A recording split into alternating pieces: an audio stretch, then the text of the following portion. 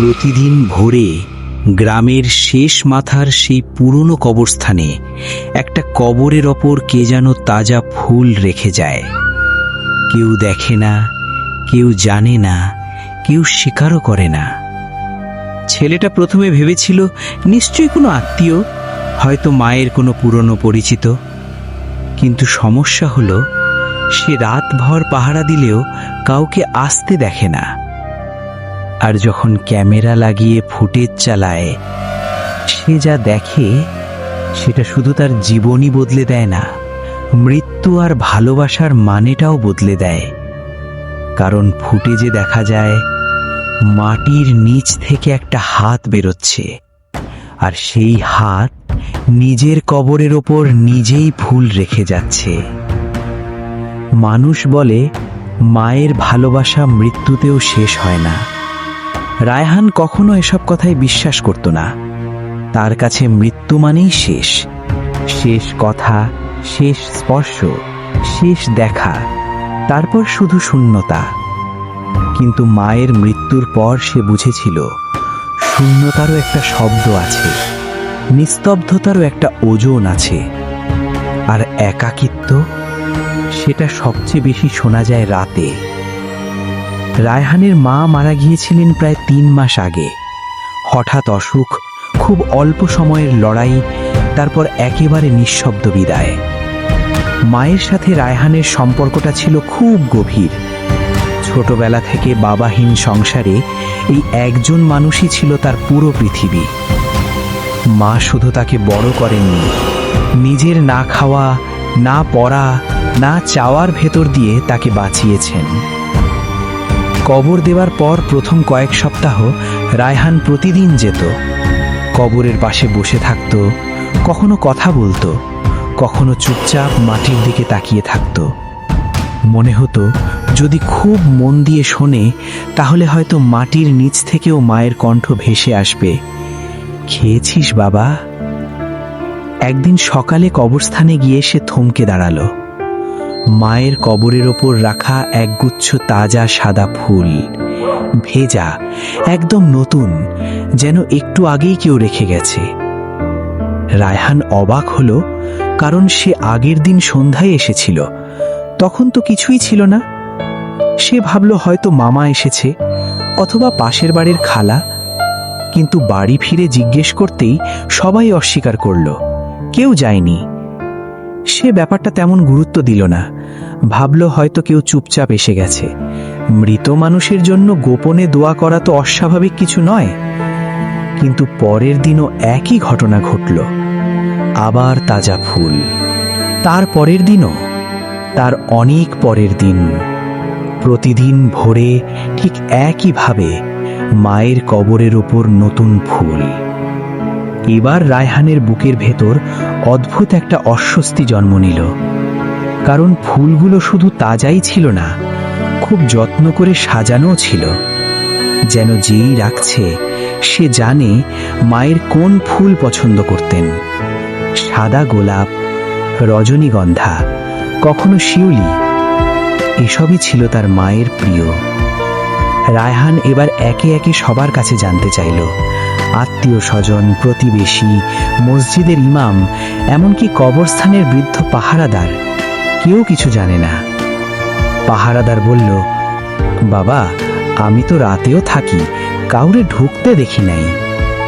এই কথাটা শোনার পর রায়হানের শরীর ঠান্ডা হয়ে গেল।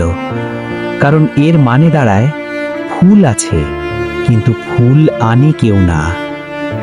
এরপর থেকেই তার মাথায় এই একটা চিন্তাই ঘুরতে লাগলো, কে, কেন আর কিভাবে?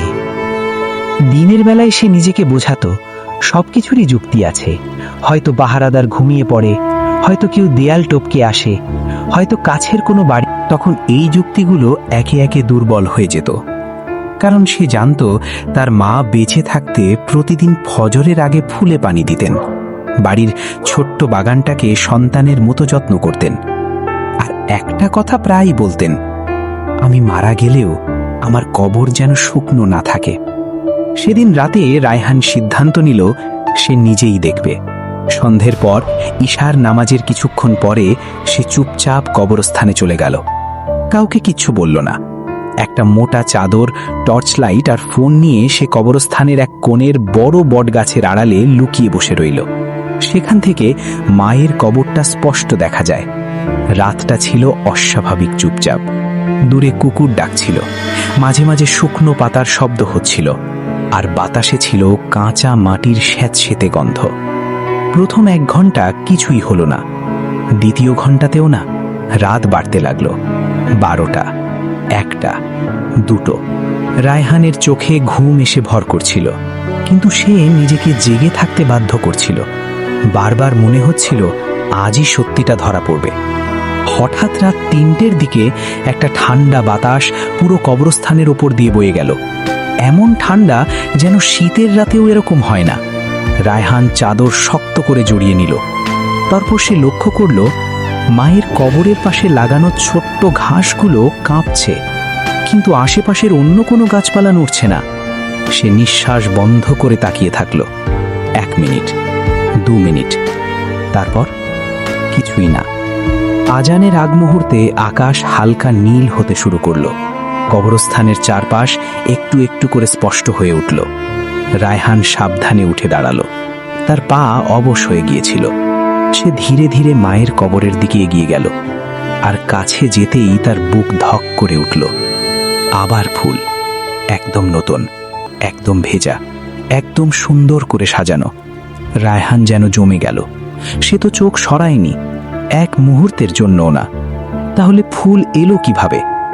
সেদিন বাড়ি ফিরে এসে আর কাউকে কিছু বলল না, কারণ বললেও কেউ বিশ্বাস করবে না, বরং বলবে শোকে তার মাথা কাজ করছে না। কিন্তু রায়হান এবার থামল না। সে ঠিক করল প্রমাণ লাগবে। দেখতে না পেলেও ক্যামেরা নিশ্চয়ই দেখবে। পরদিন বিকেলে সে একটা ছোট্ট নাইট ভিশন ক্যামেরা জোগাড় করল। কবরস্থানের পাহারাদারকে কিছু টাকা দিয়ে বুঝিয়ে বলল, চাচা, আমি শুধু জানতে চাই কে আসে। বৃদ্ধ লোকটা দ্বিধা করলেও শেষ পর্যন্ত রাজি হয়ে গেল। সন্ধ্যের আগে রায়হান ক্যামেরাটা এমনভাবে বসালো যাতে পুরো কবরটা ফ্রেমে থাকে। মাটির উপর, চারপাশ সব। ব্যাটারি ফুল, মেমরি খালি, সব ঠিক। সারা রাত সে বাড়িতে একটুও ঘুমাতে পারল না। মনে হচ্ছিল ভোর যেন আসতেই চায় না। অবশেষে সূর্য ওঠার আগেই সে ছুটে গেল কবরস্থানে।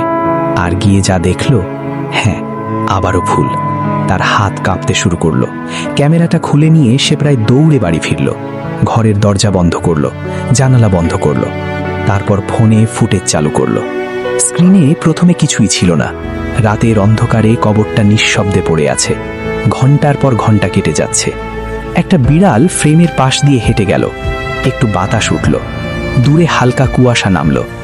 রায়হান ভিডিওটা ফাস্ট ফরওয়ার্ড করতে করতে ভোরের আগের সময় এসে থামল। তারপর স্ক্রিনের ভিতর মায়ের কবরের মাটি একটু নড়ল। রায়হানের শরীর জমে গেল। প্রথমে সে ভাবল হয়তো ইঁদুর, হয়তো কোনো জন্তু, কিন্তু না, মাটির নড়াচড়া ধীরে ধীরে বড় হতে লাগলো। তারপর খুব আস্তে, খুব অস্বাভাবিক ধীরতায় কবরের মাঝখান থেকে একটা হাত বেরিয়ে এলো। মানুষের হাত, ফ্যাকাশে, মাটিতে ভরা, কঠিন শুকনো আঙুল। রায়হান ফোনটা প্রায় ফেলে দিচ্ছিল। তার চোখ স্থির হয়ে গেছে। চিৎকার করতে চেয়েও পারছিল না। স্ক্রিনে দেখা গেল হাতটা কবরের উপর একটু খুঁজে বেড়ালো। তারপর ফ্রেমের বাইরে থেকে যেন কোথাও আগে থেকেই রাখা ছিল একগুচ্ছ সাদা ফুল টেনে আনলো, আর অবিশ্বাস্য যত্নে, অবিশ্বাস্য কোমলতায় সেই ফুলগুলো কবরের মাথার দিকে সাজিয়ে রাখল, যেভাবে তার মা বেঁচে থাকতে ফুল সাজাতেন। তারপর হাতটা 1 সেকেন্ড থেমে থাকলো, যেন মাটির ওপর আলতো করে হাত বুলিয়ে দিল, আর ধীরে ধীরে আবার মাটির নিচে ঢুকে গেল। মাটি নিজে থেকেই আবার আগের মতো সমান হয়ে গেল। ভিডিও শেষ। রায়হান অনেকক্ষণ স্ক্রিনের দিকে তাকিয়ে রইল। না, এটা স্বপ্ন না, না এটা এডিট করা না, না এটা ভুল দেখাও না, এটা ক্যামেরায় ধরা সত্যি। তার মনে পড়ল মা সবসময় বলতেন, যতদিন আমি থাকি, তোর জীবনে যত কষ্ট আসুক, তোর পাশে আমার দোয়া থাকবে। রায়হান সেদিন প্রথমবার বুঝল কিছু সম্পর্ক মাটির নিচে গিয়েও শেষ হয় না, কিন্তু এখানেই গল্প শেষ নয়, কারণ ওই রাতের পর থেকে রায়হান আর আগের মতো থাকেনি। সে কয়েকদিন কবরস্থানে যাওয়া বন্ধ করে দিল। ভিডিওটা কারো সঙ্গে শেয়ার করলো না, কারণ সে জানতো মানুষ দুইভাবে বিচার করবে, কিংবা তাকে পাগল বলবে, কিংবা ওই কবরকে অভিশপ্ত বলবে। দুটোর কোনোটাই সে চায়নি। এটা যদি সত্যিই তার মা হন, তাহলে এটা ভয়ের না, এটা এক ধরনের ডাক, এক ধরনের না ফুরোনো মায়া। তবুও প্রশ্নটা তাকে তাড়া করছিল, মা নিজের কবরেই ফুল রাখছেন কেন? এক বিকেলে সে মায়ের পুরনো আলমারি খুলল অনেকদিন পর। ভিতরে মায়ের শাড়ি, চশমা, তসবি আর কিছু খাতা। তার মধ্যে একটা ছোট্ট ডায়েরি ছিল। পাতাগুলো হলুদ হয়ে গেছে। রায়হান পড়তে শুরু করলো। সেখানে প্রতিদিনের ছোট ছোট লেখা, সংসারের হিসাব, রায়হানের পছন্দ অপছন্দ, ডাক্তার দেখানোর খরচ, দোয়ার লিস্ট। একটা পাতায় এসে তার চোখ আটকে গেল। লেখা ছিল, যদি আমি হঠাৎ চলে যাই, কেউ হয়তো আমাকে মনে রাখবে কিছুদিন, তারপর সবাই ব্যস্ত হয়ে যাবে। কিন্তু আমি চাই না আমার কবর একদম ফাঁকা থাকুক। শুকনো মাটি আর নির্জনতা আমি ছোটবেলা থেকেই ভয় পাই। যদি কেউ নাও আসে, আল্লাহ, তুমি যেন আমার কবরটাকে নির্জন না রাখো। ডায়েরির পাতায় জায়গায় জায়গায় পানির দাগ, সম্ভবত চোখের জল। রায়হানের বুকের ভেতর মোচড় দিয়ে উঠল। সে বুঝতে পারল, এই ফুল শুধু কোনো অলৌকিক ঘটনা নয়, এটা একটা অপূর্ণ ভয়ের উত্তর, একটা মায়ের নিঃশব্দ প্রার্থনার জবাব। সেদিন রাতে সে আবার কবরস্থানে গেল, তবে লুকিয়ে নয়, ভয়ে নয়, হাতে একগুচ্ছ সদা ফুল নিয়ে। মায়ের কবরের পাশে গিয়ে অনেকক্ষণ চুপচাপ দাঁড়িয়ে রইল। তারপর ধীরে বলল, মা, তোমার কবর আর কোনোদিন ফাঁকা থাকবে না। আমি আসব, প্রতিদিন না পারি, যতবার পারি।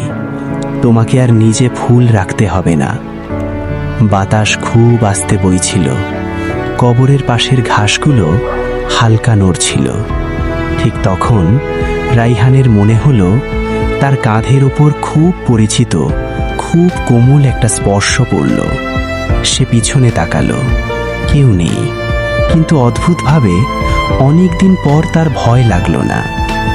পরদিন ভোরে সে আবার গেল। কবরের উপর আগের দিনের ফুলগুলোই আছে, নতুন কোনো ফুল নেই।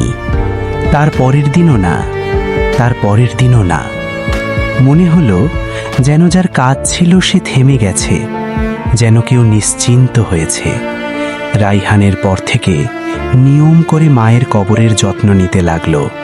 ফুল নিয়ে যেত, দোয়া পড়ত, মাটি পরিষ্কার করত। আর কাউকে সেই ভিডিওর কথা বলেনি, অনেক বছর পরও না। তবু মাঝে মাঝে গভীর রাতে যখন ঘুম ভেঙে যায়, তখন তার মনে হয়, সেই ফুটেজটা যদি আবার চালাই, হাতটা কি আবার দেখা যাবে, নাকি এবার স্ক্রিনে আরও কিছু দেখা যাবে। কিন্তু সে আর কোনোদিন ভিডিওটা খোলেনি, কারণ কিছু সত্যি থাকে যেগুলো প্রমাণ করার জন্য না, শুধু অনুভব করার জন্য। আর কিছু ভালোবাসা থাকে যেগুলো মানুষকে ছেড়ে যায় না, মানুষ পৃথিবী ছেড়ে গেলেও।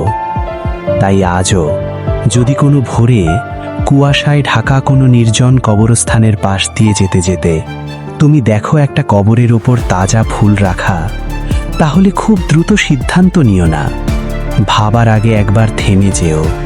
হয়তো কেউ রাতের অন্ধকারে এসেছিল, হয়তো কোনো অচেনা মানুষ দোয়া করে গেছে, অথবা হয়তো পৃথিবীর সব দরজা বন্ধ হয়ে যাওয়ার পরও মায়া এখনো একটা পথ খুঁজে নেয়।